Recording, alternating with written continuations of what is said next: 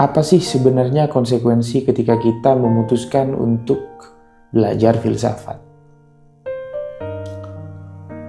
Belajar filsafat sebenarnya bukan tentang menghafal nama-nama besar, bukan tentang mengutip teori-teori tinggi, bukan tentang memamerkan istilah-istilah asing yang terdengar canggih.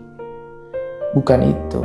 Belajar filsafat sebenarnya tentang memutuskan untuk meninggalkan pelabuhan kenyamanan, lalu berlayar menuju laut lepas yang penuh dengan gelombang pertanyaan. Kita meninggalkan daratan padat yang penuh kepastian namun palsu,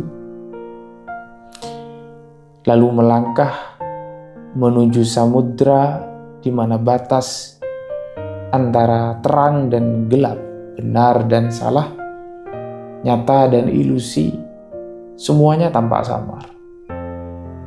Di sana tak ada peta yang pasti, apalagi kompas yang akurat.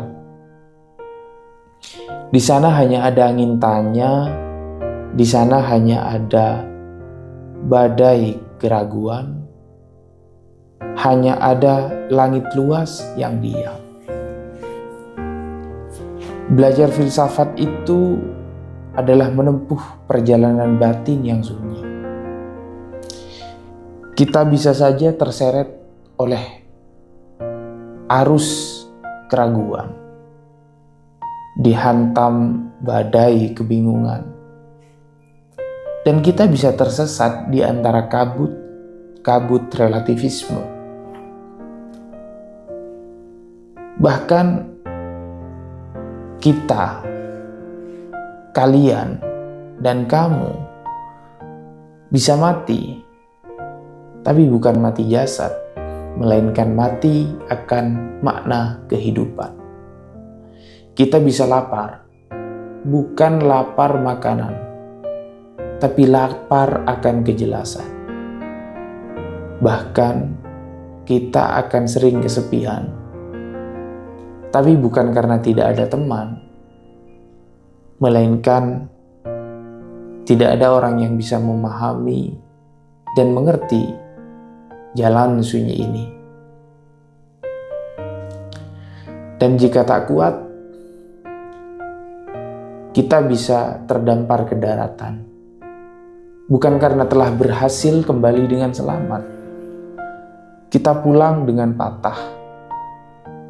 Kita pulang dengan lelah, letih, dan kehilangan arah.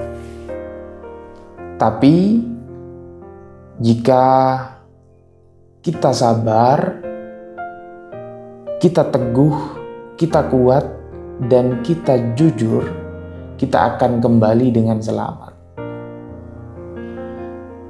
Mungkin kapal kita retak, mungkin layar perahu kita robek, tapi kita pulang dengan selamat dan membawa harta yang tidak semua orang bisa miliki.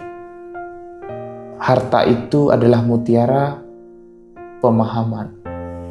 Bukan pemahaman yang mutlak, bukan pemahaman yang dangkal, melainkan pemahaman yang lahir dari perenungan panjang, dari luka dan tanya yang dilalui dengan kejujuran.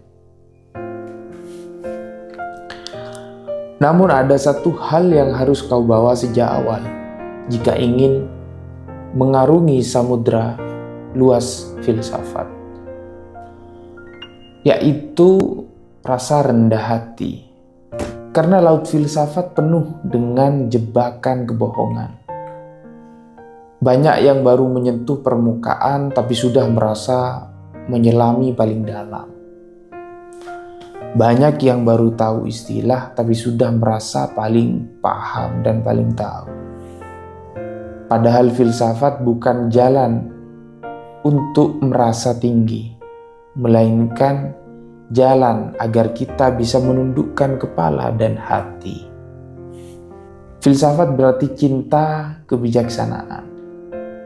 Dan kebijaksanaan itu tidak lahir dari mulut yang banyak bicara, melainkan dari hati yang tahu kapan dia harus diam.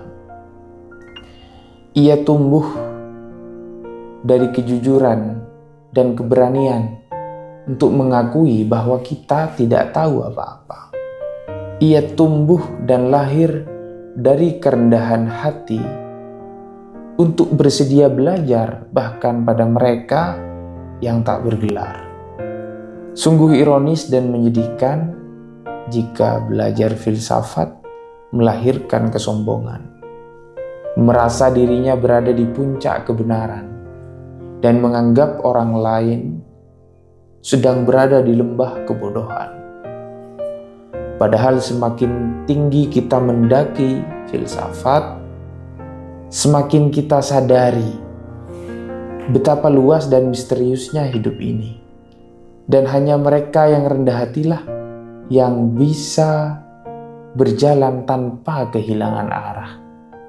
Jadi, bila engkau ingin belajar filsafat, belajarlah bukan dengan tujuan agar kau bisa lebih tahu, melainkan supaya kau bisa lebih memahami.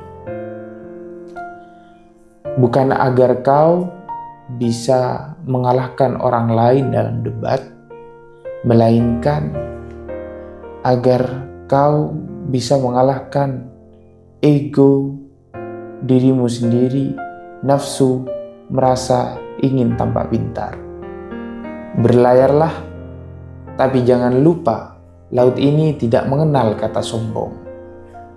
Dan hanya orang-orang yang jujur dan rendah hatilah yang bisa sampai dengan selamat di tepian makna. Terima kasih. Saya Syaiful Rizal.